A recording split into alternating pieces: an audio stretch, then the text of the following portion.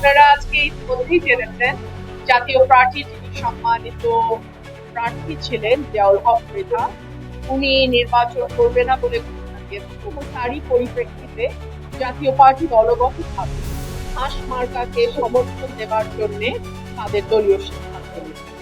সেই সিদ্ধান্তটি জাতীয় পার্টির সম্মানিত ভাইস চেয়ারম্যান কেন্দ্রীয় কমিটি ভাসানী ভাই, অ্যাডভোকেট ভাসানী ভাই, উনি আজকে আমাদের মাঝে উপস্থিত আছেন এবং এই সংবাদ সম্মেলনটি মূলত আমার সাংবাদিক ভাইদের মাধ্যমে দেশবাসীকে জানাবার জন্যই আয়োজন করা।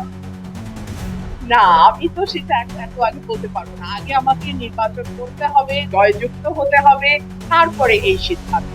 কিন্তু আপাতত আমাদের সামনে, সকলের সামনেই একটা বিরাট জাতীয় নির্বাচন 12 তারিখে হতে যাচ্ছে এবং এই নির্বাচনে যাতে কোনোভাবেই বেশি শক্তি, কালো টাকা, ভয় ভীতি, হুমকি ধমকির কারণে কোনো যোগ্য প্রার্থী ভোটারের ভোট থেকে যাতে বঞ্চিত না হয়, ভোটাররা যাতে নির্ভয়ে ভোট দিতে পারে, ভোট কেন্দ্রে যেতে পারে, ভোটটা যাতে সুষ্ঠুভাবে গণনা করা হয়, রেজাল্ট যাতে সঠিকভাবে ডিক্লেয়ার করা হয়, সেটাই আমাদের জন্য এখন সবচেয়ে বড় চ্যালেঞ্জ। এবং আমরা সকলে ঐক্যবদ্ধভাবে একটা সুষ্ঠু নির্বাচন করবার লক্ষ্যে কাজ করে যাচ্ছি। হাঁ ভোটের ব্যাপারে সকল রাজনৈতিক দল একমত হয়েছে যে একটা সংস্কার আমাদের রাষ্ট্র কাঠামোয় ভীষণ প্রয়োজন এবং আগামীর গণতান্ত্রিক বাংলাদেশ বিনির্মাণে সংবিধান সংস্কার থেকে শুরু করে নানান ক্ষেত্রে সংস্কারের একটা দাবি উঠেছে। সেই জায়গা থেকে আমি যেহেতু কোনো দলীয় প্রার্থী নই, আমার কাছে এই নির্বাচনটি হা না ভোট তো নিশ্চয়ই গুরুত্বপূর্ণ, কিন্তু এই নির্বাচনটি আসলে আমার কাছে মানে সামনে যে চ্যালেঞ্জ গুলো আমি দেখতে পাচ্ছি সেটাকে কি করে মোকাবেলা করবো, সেটা আমার কাছে আরো অনেক বড় চ্যালেঞ্জ হয়ে দাঁড়িয়েছে।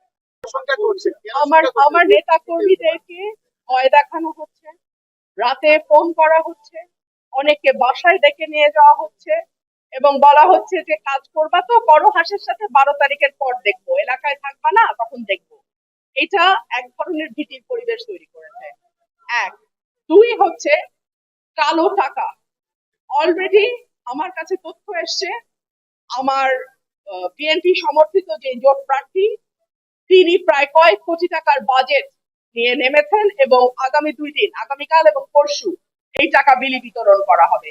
তো এগুলো আমি আশা করবো প্রশাসন খেয়াল রাখবে নিশ্চিতভাবেই। এবং আমি অবাক হচ্ছি, আজকে থেকে কিন্তু কোনো বহিরাগত থাকবার কথা নয় এলাকায়, যে যে যার যার এলাকায় চলে গেছে, যারা ভোটার তারা কিন্তু স্ব এলাকায় চলে গেছে।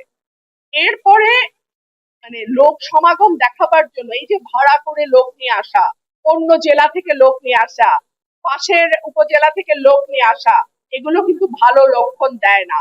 তো আমি বলবো প্রশাসন আরো শক্তভাবে নজরদারি বাড়াক এবং কোনো বড় দলের প্রার্থী বলে ভয় না পেয়ে প্রশাসন যথাযথভাবে তার দায়িত্ব পালন